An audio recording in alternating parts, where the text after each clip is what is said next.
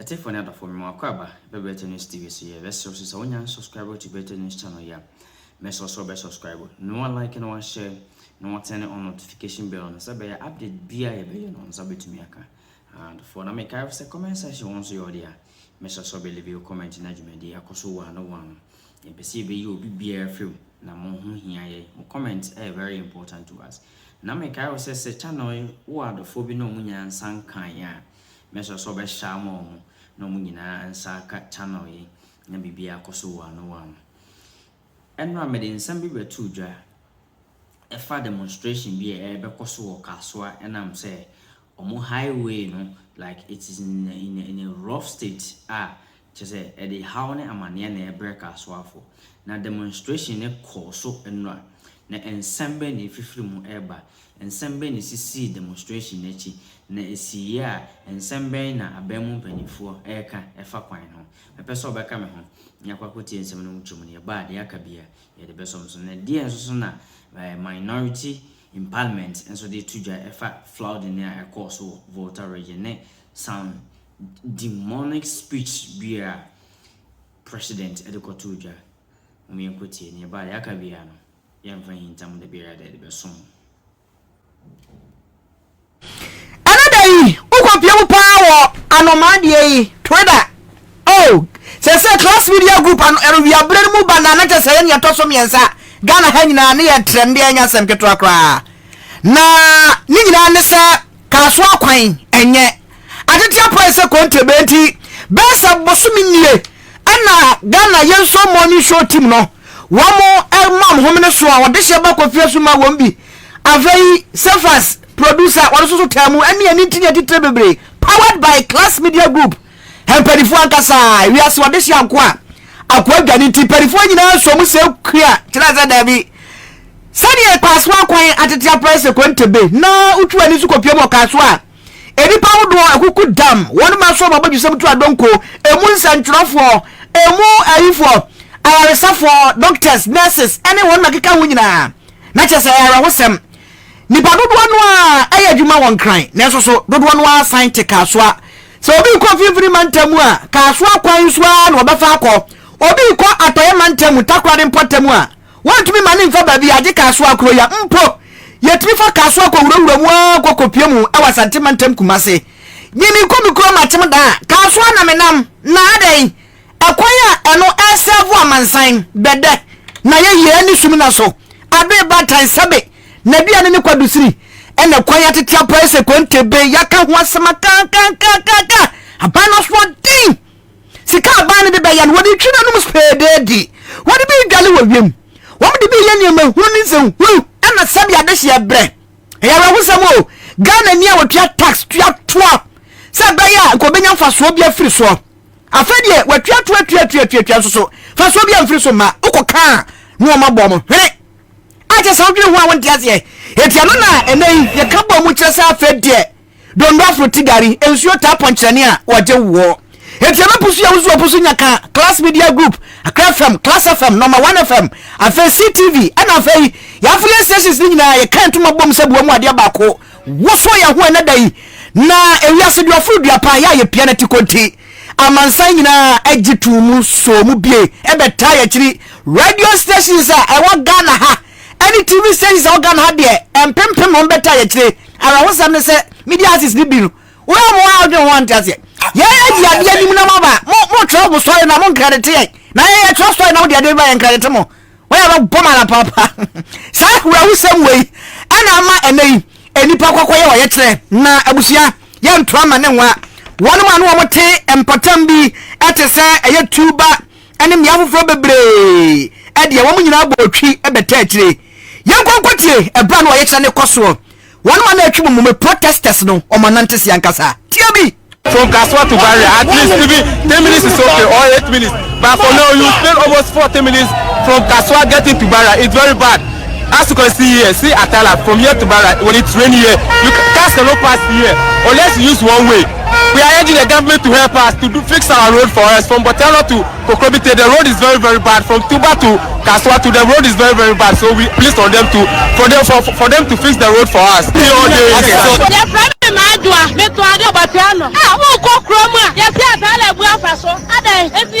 na onye maya we ya de onye maya ka wa kodi en fa boni di kasa ye fra na ni die ma onye maya aya wa anya ye ntu abano. How does this road affect you? Come on, bluff for quiet and drunk. Come on, you know, Baba Chana. That's everything. Do back on the road. Come on, done one. We are fair.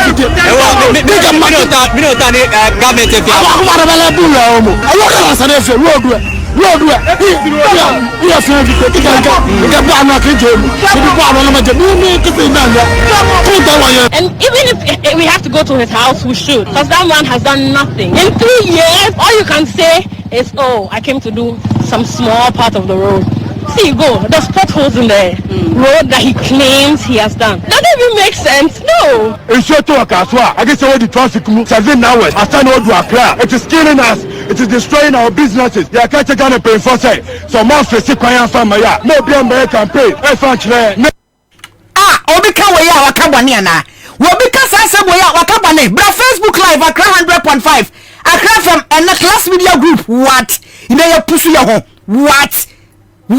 Class Media Group and ya trended the whole world.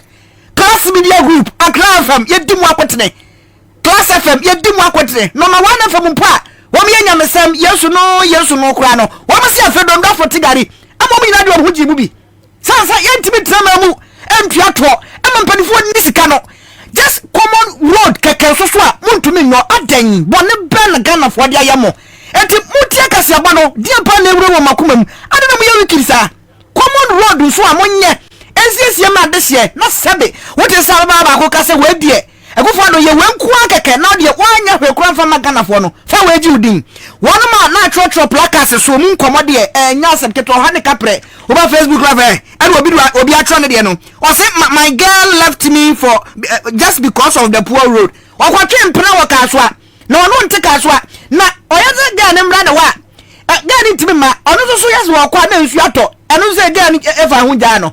Amafo ne mo bebre na asai binom mpena jawam binom yire no mo jawam afa kire twetwe mpena afa binom so kwadwuma no ma ye late abusua oha ne gaze ya ka ho ade betian na yaka ne say no bia wote Norfolk Virginia wote Germany Hanover 96 mo wote Werder Bremen wote Spain Rome Madrid mo ne ade a yaka wa hu se obi bi ni abo poponi a ka be kuma bi ama no adwuma wa yani wo adwuma Ghana de se bra kwa tantane kwa fonso no enuti na wote se protesters ne twimomome no na municipal engineer ya Vana Daniel Awotwe wono na wobi ade mu kwaje petition no na nka sese wono na oje na sanka aban krache pani sase wono no si aban na mu ya se ya no wura nyami ya no de nte wura nyami antumi ankwa kwaje petition no ya te ya wase traffic a chero na mpa wanti no sanko fo be demonstration te sanka osibu ntam kwaje petition no moya ya saade na ebedam la pa o sanse owura nyani no enu okasa o setting show so awia me ankasa mtie ne pa ama no obedidi achiji kura sa mo de kwana ma contract na mo de kwana ma contract no na nkofo so kwa ni nyayi a wo ba kwaje petition no what na fia ma na bo 12 ave na o traffic a chi ntumi kwaje petition no moya sa ya no mo ba fesu ogrom ha mtam ka tram pa nti wo so ma municipal engineer Daniel Awotwe enu okokwaje ye na Daniel Awotwe kwaje petition no chese wate ensam ni nyina no wode bako na fei wode akoma MC yentie ne nsam bi Thank you very much for your patience and for your evidence. In fact, I'm here on behalf of my chief executive. He's supposed to have been here, but because of the traffic congestion, he's far behind us and trying to commit over here. But because of on his behalf, I can assure you that this petition will be sent to him and subsequently, to the road minister and to his excellency the president himself. I want to thank you so much and God bless you all. Amen. Abusiani amuti yei ayo pani Daniel Awotwe wano ye municipal engineer na sansem we hu no abusia abode eya se de okwa aten do ba aten atentrodo ni de ogina ho na ni tuamu o na wani tuamu so eni nya wo nsasimu a enso so eni nya o yankwa o mane so Class Media Group ye central regional correspondent wabene Samuel Addo ene wabere papa same mo odio Kechire ye ba ma ya mra no crack. Oh, kose. Yare na ye netrenti ya ye nya cheshe adwuma no so pa dia memre sesi afa kwana 2024 ye besibu o. Well, Sammy, me yemo akwa ba bio ene demonstration no wudina musalangard ene ye mona mo hwe ya musese bibia kama yamo ne tofa sesei ekwowie sempa emunkomo. Oh, kechire me dase ene akwanya mode amame ejabo enya ba bedu class media group ye demonstration chechirechi ye bon hu deura se de baba hihye so enne no ye de nyina akwakogu aba ewie kama se bonne biara obi biara ni hwa ne mawre supo ebuye na ni nyina mu no ye fa seda fama divisional commander wotuba Freeman Mr. Freeman on any mrantie we free English amount from no keka ho a je se omobegu ekwan no so boy ho ban no omobom ho moden pa omobom ho moden etimi hwe ma bibia munya ye ho abotre ma ne wo se ye nyina yetimi ye mo hwe ma cars ne kwan ne bede mu asana omu fi ho aye nyina ye fi ho no ma so mo so omu fi ho no mo akọ na oye kire no ye sha si efituba junction ho no mo nemu broadcasting botiano igbeta ni mu nyina ni nemu ni ebebewie ewo atala old barrier honomo atara ho so se na nyina enimu na ho so ye bia bia hotspot pa nzoto ene enye izi oni o wadre ewo Kasoa tobutu wa na unya otidi dim kakra power small na oba na ho so se minie na chese ho so ayire pa nti ho ne ye de oye kire ni nyina ebebewie ye honomo na ye present ye petition na ye hwe ni mu senka Joseph Nyani chief executive officer awo Gas South ono na ka wo se oba na oba beji petition no na so ye hwe ni mu na oma afa ye ma metu ye ni mehwe na chese engineer awotwe aye ni mu no municipal office one no na waba no na waba say honorable Asumano say omra no meji petition no ye bisa say honorable ankasa na ye hia na sabri na say honorable ankasa eni ho dia enya dia ye bitumi a present ye petition ama no aye ye ti ye hia no ankasa na o kan say sabri dia say honorable person kan no aba na so omu ye meeting kakra bi o municipal office wonam omu wie so tena traffic no ayere no ka chire traffic dia jai and then the ebin see that the whole Ghana they say or yechira akoso Ghana nyina no or yechire we die edutwem traffic is see no minimum say wini mapam efi offend near the old barrier kokko pem apam ho no na traffic no ekogo see course ayenya fi apam benya fi wini ba na chese traffic na no din ye pa enya asem ketwa enti number chese enunti papa no waka wo traffic mu na moto nso de enye convenient say obetra moto so e de aba beje na moto kra enya bebi mfa na waba aba beje petition no enti almost sreyen say ye de yemfa ma no na okwan bi aso no make sure say all the petition no be kwakoma Joseph Nyani ye MC Gas South enti say na nyoma ko no so na we are there for the people na o share traffic na AC na enti ya ye nyinya ekra eba no say ambulances obi kura demu wewu na won keka ho na ye nim say ye no kra nhwehwemu kra no na ye hu say no kra na say ye no kra na so na ni nyine mu no ye pre amanfo no say na obeya mo ho betumi ahare wo mo we talk for the people enti say bibisa abesi dia then at least we need to pave way say na obeya yenkonkonya edimbo ni bia ne sa nti no na ye present petition no edema engineer awotwe say omomodin na onfa enkonkoma MC na MC emomodin say Akufo Addo ni minister Amoakwanta omonsa betumi aka petition no na animanim ya omaba be ye bibi de afa ekwan no ho na nya sa de a ye mom na wotwe miensa ya nyamu apapa bi enfi omonchen de a ene eka akire nia eba ne de se ne etie nie ene be ye 1 month kura ne ne enkuku kaka ne etikwan ni mu engineer wotwe enso hye ye bo say odeko no make sure so say ye plea and I say ya this ready no o ni nyina be kokoto aban ni no ma hwe na o matumi aye amaye nti ka akire So beside me, or yet, and then yeah, papa. Round. Aquacoba, a way out to Gama, Obiama, to me. Are you? Some penisa of Yatin Yabofuno. What bre eti minchu mubebre. Why are there? What basamina tofa dia man? Tell me, me fancy na kwaji wa home ya pe board obidi na fa monko bi ka ho why? Me pacho mati. Aha, ebe mo ahoden pa. Sawalado. Yen sencho ni obutu emfimfini mantamu ena wa ye adwuma sono. Na bakwe di fatama na fatama kono nya kwankwa mi ase. Wa ba adwuma pa. Wasanse nkwo ya wono ufuo do so hwani nyina nti yankwa ma ne so na ye ne ora ni nsaki sowa. Wa your opinion leader enkonkodi nkomo. Obani ayi ni nsaki sowa ati enka nwem mo adwo. Hello.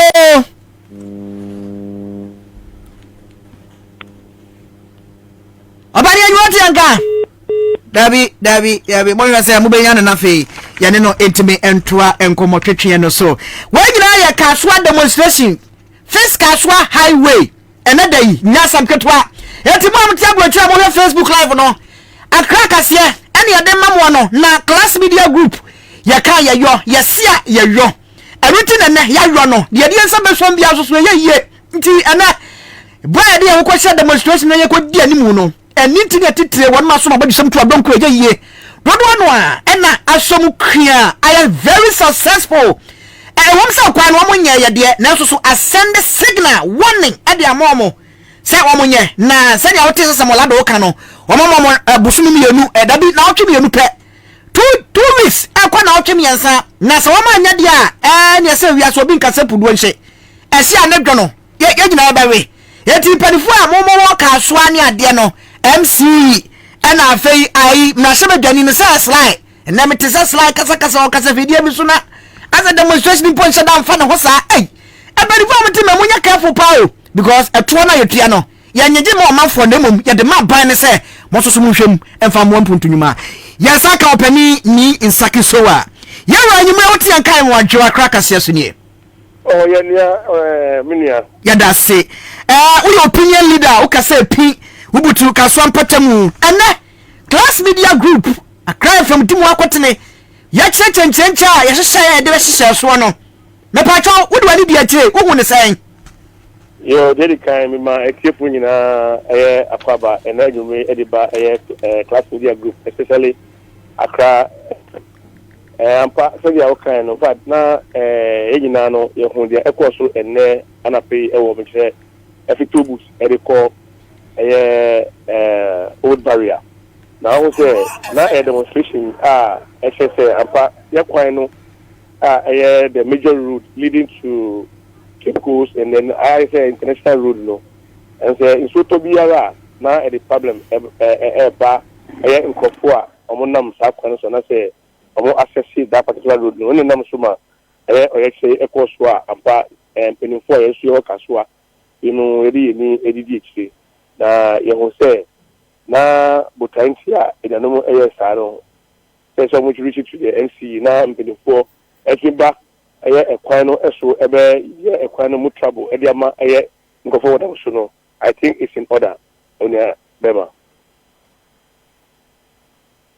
okay abari anano sani o yekere yesisi so no edisuade won atachire wo hwa etumi ba mu wo se kwan no mo nya de but wo hwa sani o yekere si koe na wo hwa ascend signal bi dia man 24 a mo hwa kwan se ne animu ya no ebisade a mo bisade betumi abamu amamu na exactly we see we no aketi awareness say definitely no impenifu ehun say it is a must say sa kwan no yetumi eyemu trouble na yenso ye fa kwan so it is every day you say engineers no na bebre wo ho a say wo hwe efi esoro ho the bra ye tu ahia e de yes akwaya na wo kan no bebre wo ho a say ye tu grass no antu amba be sim ne nti amase nsuo no atwa na awash from upstream no efi asemoja ho na di ba me say old barrier new autobus ho no e di ba no atala so hwe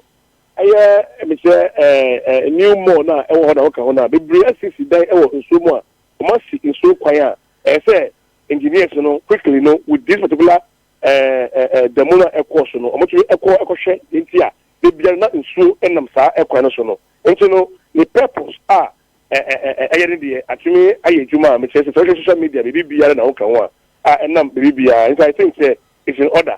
And I actually said, next time, no, say, Equasoa, I remember what they say, and Nanoma will apply a particular route in Onkawin and 1 so that the beginning will be saying, yes, you actually actually Abuana, they are pushy, and the amount of impediment actually I pay. But another day, it has definitely served its purpose.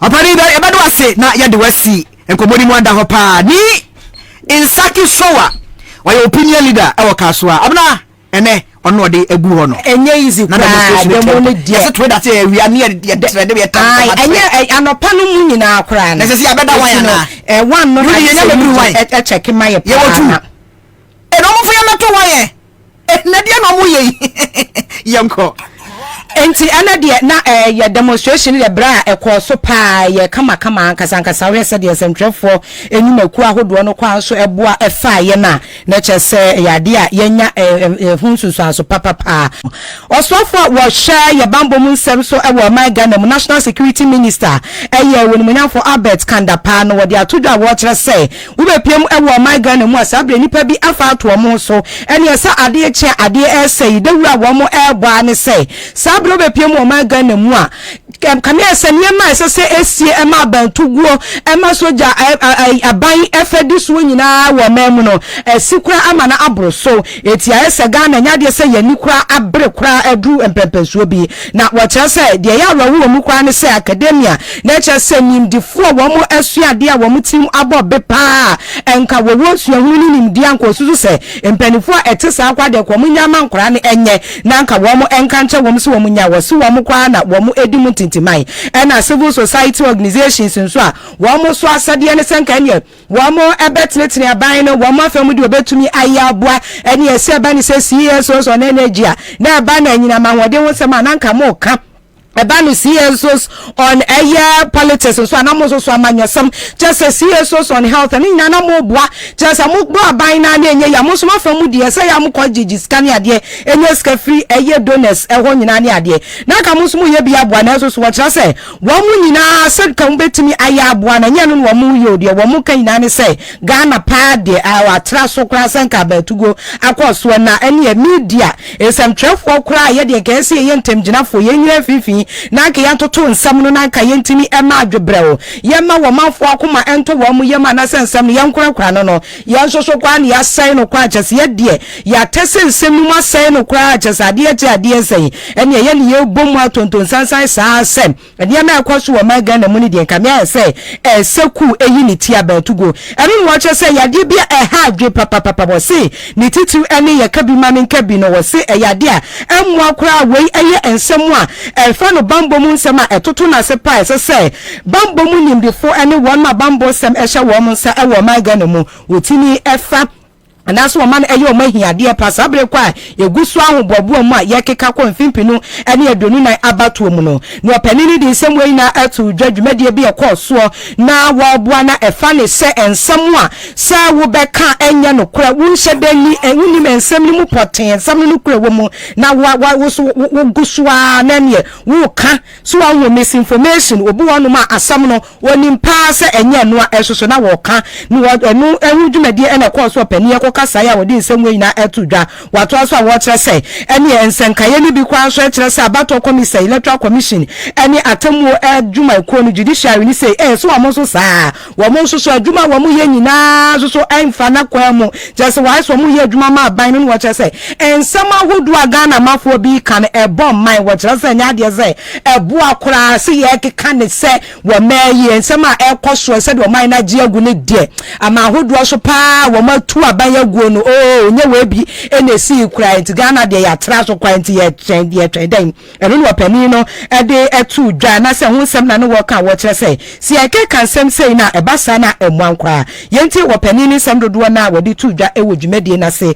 e ka we hu involvement of the youth who out of the need to meet their genuine economic and financial needs get recruited by both local and foreign collaborators to create troll farms on social media aimed at misinforming and also disinforming the public. In Ghana, more disconcerting trend is also emerging. Following the coup in Niger, certain individuals in academia, civil society, and the media, you must have observed, have been propagating false narratives in support of a coup or military rule. These actors have gained substantial followings on social media, leveraging their influence to disseminate misinformation that threaten our nation's peace and also stability, especially as we approach the critical December 2024 general elections. This is a matter of serious concern and must not only be a matter of concern to the security operatives, but I think to all of us in the country. Misinformation, whether intentional or inadvertent, from these individuals, because they are influential, poses a significant threat to Ghana's stability. Baseless political commentary undermines public confidence in vital institutions. Loss of confidence in vital institutions like the Electoral Commission and the judiciary can be very dangerous, and potentially they can steer our country towards a perilous path. Abusiani ayeti eye oswafo wa share bambo munsamuso National Security Minister won munyamfo Albert Kandapa na wontumi ne niam wose ne kasire enya wo kire sei ensam kwa wamanfo kekan eno kwa betumi ama wamanfo bi asigina ye akwakoto aba ama akandifo bi kura wo mumpe esan sei nipa sankofo no madwe be ye o mo sei na saben ya wote so na atoto niam ama wo me ya gi aguse ya ene ya buru so senketu aban godia na ne emisi de esa akoto ma ba Emmanuel wei na abusia wonsami mu ntino ye bekwa homa no so ne ne opani a ne tim abo bepa wosua hunu eni nimdie mapa eba no bambo mu ensemu a wosadi mu nkomo na wochirechire mu security analyst Owura Adib Sani yensa aka opani no ewa homa no so ye busa no ensam nom said ye wotini seya wajenuo ene na adwenche efa ho Owura Adib Sani enyume wotime nka akra kase asuni ye mu adwo emu akwaba yenia opani ensam de da wanima de ja kasa oswafo yi ensami wogile sei yo me da say the edika mamichamo production team ampa tema okaye no enye no kre so far as I am concerned, because enye adia yeka ebetumi akọ soku ana bibisa eye politicians omusuban enye mi na mi be country taxi driver na trotro driver trotro meet say we are seen Irish. He is in it, he feels it, he knows it.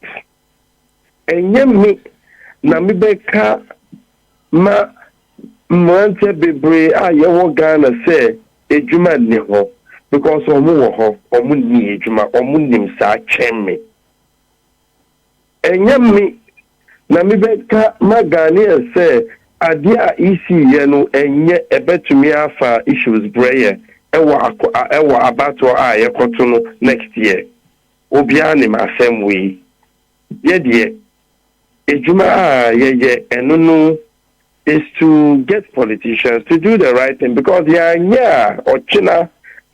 I'm sure for Mube Bisaya. Mu na mu yes security analyst, mu si mu yes mu work on school be and then na mu at the time things weren't going right. So what I say. And I am particularly shocked to say government they are crying wolf and complaining except and blaming Obia except Omu thrives. They are forget to say Omu thrive on civil society, talking about Asema Ekosu prior to 2016. They jumped on it, civil society Asema Eka. to gain the trust of Ghanaians to come to power. And then civil society are there, and yet a bet me out also cool. Now let me set in promotion. And I remember your WhatsApp group, I don't know, is the most powerful security WhatsApp group ever Ghana. The level of engagement, by top security personnel, assembly by. Then government officials, you almost say when you say that you are promoting coup, then if you baby, and yet about promotion of coup, because coup dear it takes you years back. Coup and yet at the papa, because in the end, a soldier for no, they even lack the ideas, and they cannot even run the country effectively. So coup dear, it would be very unpatriotic on the part of any Ghanaian to want coup to happen.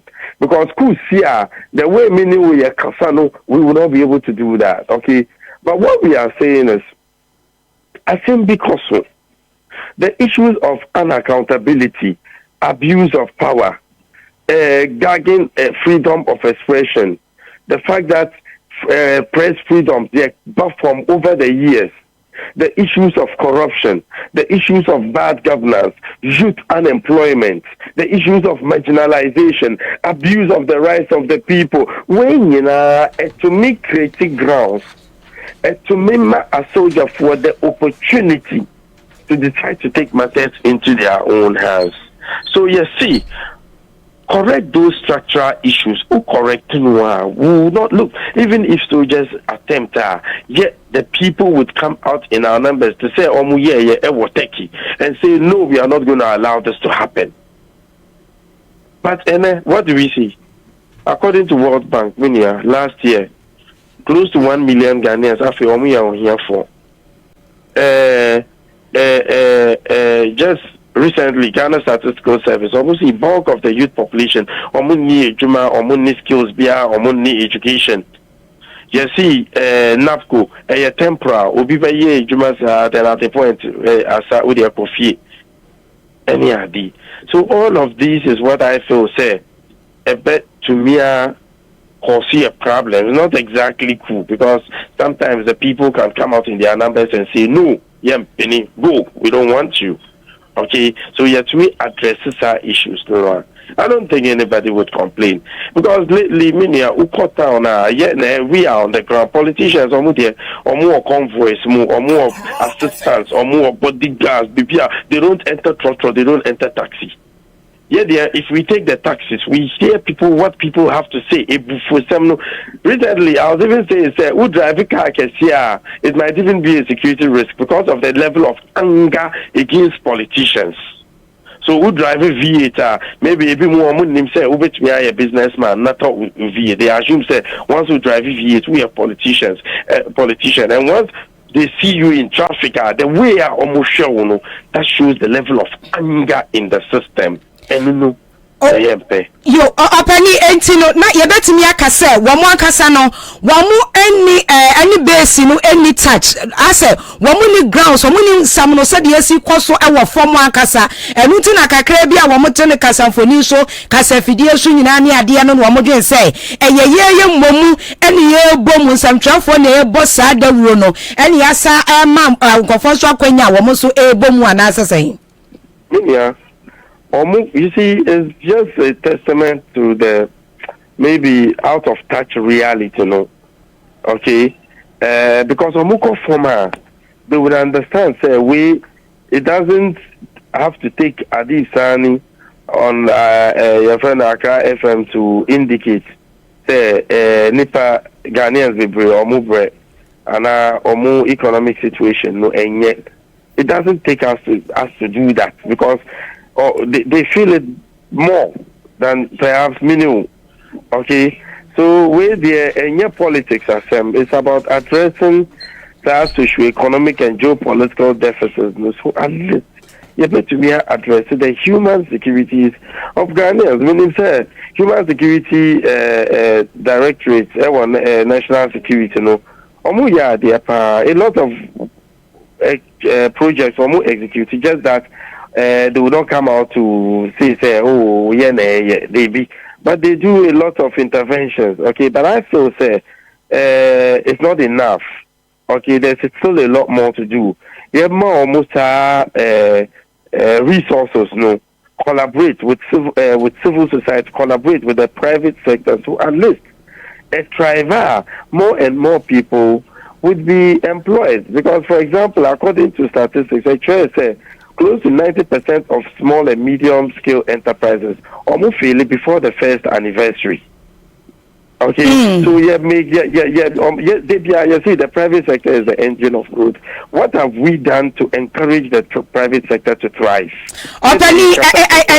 And some no dia wa chechemu na dia dance pefe say aban one wontimi ne niam wa se ne ka hye enye watimi atena wa from day one and yaka say o mapani Akufo Addo ne na so afo na pamfo baby amede o man yi koyenye o yemu ma ye boa na fe de ye no madane a mode so boa ne ba beboye eti so mo nkofo mu nkohu ne ekoso na de a wo mo ntena ho no mo na wo mo ensre na de sese wo mo ye anwumi kwa wacheche wo mu bia no so wo mu enimye ya wo mu ebefa na wo mu aye de se na efata wo mu de adidwuma pa opani ye na wase ne yemfa wensi adaje ne branche mu mapa wo de amaye efa ensemi ho anwumre yi fano masha bedam dom kuma wo enne dai wo mo de so bo kase kufu se ba ikuku ahwe mampani Akufo Addo pampam se sapani nkasasa pani nya na de sa wo mampani Akufo Addo ya to abama o se brabedi Ghana fo so we are the first gentleman of the land. Tell us, say,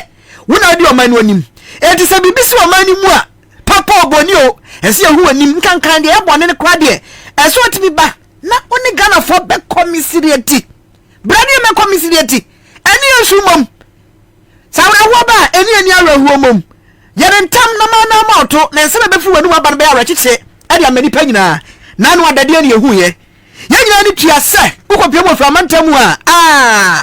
Asam kasi se che jamasi amatumpa na ya ntamamukom empepa ya kasai ya bia aya voter sutade no ama adesia ni akekempa je se wo menso mtototo awu hu ba bi o mu form 9 kwansie na enya asam kuma we ya kan sa no ba Facebook live mfoni no enso yira fa nkofo enya asam ketwa amafo dan ya mem che se obi nko obi ma ya rehosam pa na sabadi sei na pani bra na no manfo mekasa na ka bodwo yansam bi fatro makoma so na sabe o makoma ntom yam a sebe pia fi wanu mu ba ne se well maba no so na maba tell me o mampani o mani mu no sadia mabai no wom se voter rate for anto aba ma me be no so ntse se o manto aba ma mentinu dabi ya we dey friend for natics kasa wo kasa literature enyima bi wa sasa wo ka oni pasa sa na samne but a man na di wo kasa mu ena ni pale bia so de gina mo na so kire se papa na nkasa yie na wiase aboa no wo se dem kronfa ni di ntwasuo den ya babeduru ha wo man ga nyese ne nkate so how to ni pa bia yetimi ka ragete sam kire mo ya dan na fede ye so nkire boto na nsu abure ye kwaye mu yin amafo atwomanu agwo mampanya Akufo Addo so pa se wan kasa yie na no na ene dai don kuma ma shebe dafie ene ndisi amayoko leadership a won mo nyina won mo botwi age sakopie mo framantamu won koya won ni framantamu ekoso bom akoso mo dam village nti na ehona minority leader in parliament Dr. Kasoa to forcing we just simply so kasa kire mo se no kra wase Ghana for se o mampani Akufo Addo nkoma okodi na anu ada ho no wanya de pani nkasa sa o mampani nkasa yie kra entinka entempa so at once immediately by force woman no mo to won kopa voter region for chawo na so mampani mama pa chawa wonom NDC ni minority leadership no womo sagwo mo sayam kotodegu form womo sire framantam for say yes ye bia no womo fanche na omampani Akufo Addo de wankasa yie wiase udi kanama boni achi a utukisifu no hu clearly that so far the government has not shown rare commitment to the people of Volta region. Let me also say that on behalf of the people of Ghana, the NDC minority in parliament want to apologize to the people of Volta region for the statement made by the President of the Republic of Ghana. We consider that statement as very unfortunate, and this statement should not come from the father of the land in times like this. And it surprises us, and we are really disappointed in a statement coming from His Excellency the President. We call on him also to apologize to the people of Volta region in particular for what he said. But today, His Excellency President John Dramani Mahama has given us some items to donate to show our concern. We know that this may not be enough, but this is our widow's mite. We came here with 2,000 bags of rice, 500 boxes of cooking oil, 500 boxes of tin tomatoes, 500 boxes of tin fish, and 1,000 packets of water. Together, the NDC party is spending approximately 1.5 million Ghana cedis for this donation. If you are to convert this into old cedis, it's about 15 billion Ghana cedis. And don't forget, 1,000 million make 1 billion. 1,000 million, 15. And we are the ones that we can some. Dr. Kasoa to Forsen, I am minority leader in parliament. And that day, I had a CSF time. I'm going from Antamufona to Hong Kong. And what General Secretary, Church of Pedro Butama, Yokono, Emo, Yara Fifi Quete. And also, you don't know what you say. And I was some party from Antamufono.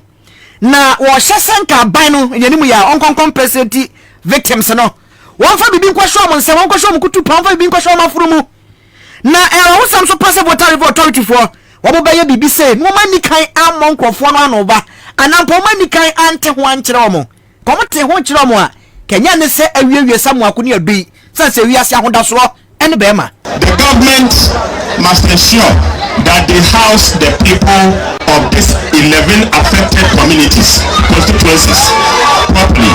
We are suggesting that as a matter of urgency, they can relocate them temporarily to Sagleme housing project. As a matter of urgency, they should relocate them to Sagleme housing immediately, because we believe that this will help those who are homeless to have a place to go, particularly those who are ready and willing to move to another place while they ensure that the place has been kept properly. Sadwa, and you want General Secretary Fifi Abikwete. Now, and come away and from Antamu, a brad, Dom Kuma Mashima Fie, and now Fay, or leadership NDC for El Quano, and Yamukwano Mokoye, class media group, class FM, Yensentroni Havila Kekeli, one of Mashima Gampano with Jacoto, one of Mokoye, Havila Kekeli, Yamwajo. Bemaba, say, Menoka say, Mona so from Antamu, and I want to boom, so could you be some when you are mobile? She said, Menoka said, you feel from Antama, and Chebiana, you are in Cracudio with Yasan Abba and Kind. But send out the kind yet to Yeni Edico, Sugakopi, Eddie Sanko, a year and Ronga, Esa, Etsa, Edico, a year Northton, a year Mepia, Yedi Yeni, Yakoboy, Yenia Kohuma, Yedi Yeni Ekoshe, to be any Ahuncha, a year amount for and you a year no. A more FM sa and crew wins next to me. I can say, na any idea, na a year. Nay, I hope a crap because me pionum dear, ye talk community no net say, na ye tick and no nima, not ye any nanny nam a chronum and so na a susan near nama for about 15 minutes now. Utmi ride the canuna would defy and susan na Oshesenia, amount for dying, school are dying. A year banks are hold war, a year mission house, a year and sorry, Nina and you and Ajuhuna, Etesena, a year Irohosam, Papa. A Irohosamampa. Kakali, a year, a Sunday, Nina, no boy Tofano.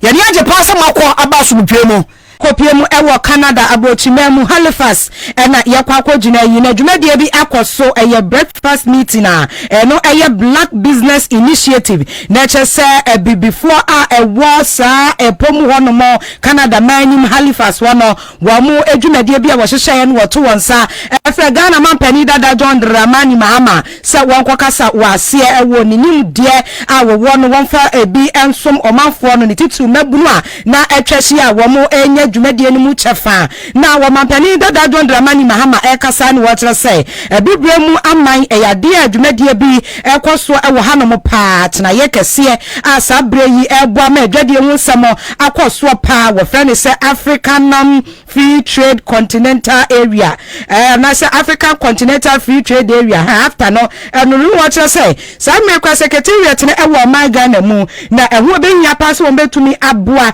na de ye frɛ ne sɛ small and medium enterprises no wo betumi ama wono makwanya pa no amo so atimi anyi bromu esan sɛ ama woduo ni titu ni ebibre mama de ka ne sɛ adwadi a wo se no a na kura wo mai eti sɛ adwadi bi anase bibia nso so ebedum pepesho bi a na efiri ne nkuma mu na timi ekɔ so eti wono mo eye businesses nyumaku afeya no wo mo fefe nkuma no wo kyerɛ sɛ after no etimi eso wo mase no wo mo kwan pa enye nyumaku anyini a won taban kɛse no wo mo na sɛ wo de wani ɛkyerɛ wono mo so na Ghana mampani dada John Dramani Mahama ekasa ewo dwumadie na sɛ no wo to ane nsɛm a wo kyerɛ sɛ adia ba ko betumi aboanso ama ebibre mu ama awodo so adwadie so betumi akonkan pa eni se visa free travels no ne na anwada Ghana ne South Africa ye sign bi yi santi ase apoma de ensa ahase no wotra se enu se ketimi ekwohwo wo se kebabu apa so wo ba Ghana mu a wo se wo chia wo to ya akra kakra bi kra na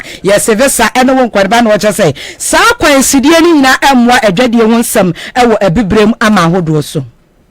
Currently, trade amongst Africa is estimated at a mere 11%. It is intended under the AfCFTA within the next couple of decades to increase that amount of trade from 11% to 50%. This continental free trade area, for all its benefits, must not gloss over the importance of small and medium enterprises, mostly set up by young entrepreneurs, even as we explore an expanded market and attract foreign direct investments. Small and medium enterprises have held the fort for Africa and readily provide a haven for youth entrepreneurs and will continue to do so into the foreseeable future. The AfCFTA must ensure more robust protection of intellectual property rights for young African entrepreneurs, even as we partner with already matured businesses. It will also need the support of the African Union for greater integration to allow for greater labor mobility across Africa to support countries in need of critical human resources. As the continental free trade area opens the space for free movement of goods and services across the continent, so must visa-free travel be encouraged to open the space for the movement of labor and skills across the African region. Unfortunately, of the 55 African countries, for most of them, if you're an African in one country and you want to travel to another, you need a visa. And this makes it difficult for skills and labor to move freely across the continent.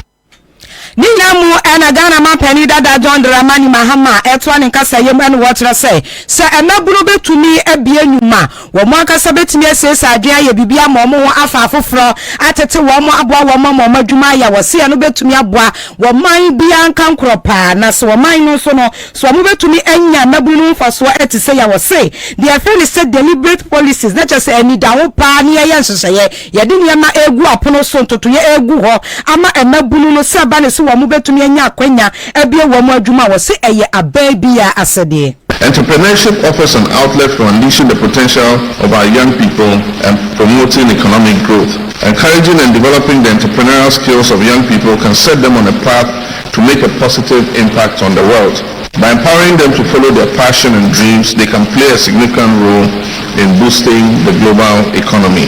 First of all, youthful entrepreneurs bring fresh ideas and innovation to the table.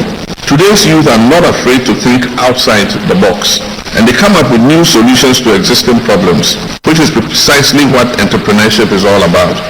If these existing and emerging opportunities can prove ultimately beneficial to our youth in the drive for entrepreneurship, they must be anchored in policy response and designs that enable them to thrive. Deliberate steps must be taken at the governmental and policy level to increase the cadre of youth entrepreneurs exponentially. Among others, a more favorable economic and business climate must be created to engender the growth of small businesses set up by adventurous young people. Ghana man penny dada John Dramani Mahama Nkasa ye na do this summer wade akoto dwa ewo dwumadi akoso Halifax Canada Black Business Initiative as internet that's all unlocking economic development through youth entrepreneurship and some no be na yabama wetie.